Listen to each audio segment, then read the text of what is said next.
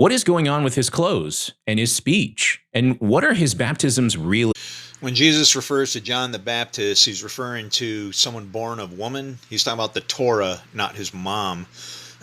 There are plenty of people that are born of woman, and probably others that were even seen greater than him. Jesus is pointing out the idea that John understands the concept of the desert and a highway, that it has two lanes. One is going north, one is going south. Some people are saved, some people are not. That median in the middle, you could call that enmity. Don't cross over the line.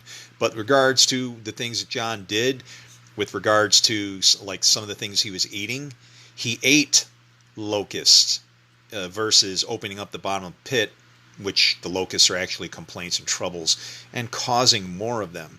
He also ate wild honey. That's a reference to Samson. Out of the eater, something to eat. In other words, understood that evil and good are both processes that are used by the Lord. Both of them. That's the special thing about John the Baptist.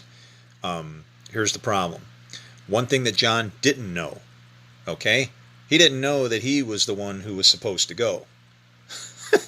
At least he tried, but he felt that, God's going to give him something. But then what happens to him? He winds up in prison. And when he believes that nobody is coming, or did we pick the wrong person, that's a mark that he lost his head. In other words, Jesus would have been his head. And when he believed that Jesus was not doing the work that he was supposed to be doing, then John kind of lost his head. He no longer had Jesus as his as being the one, I guess, right?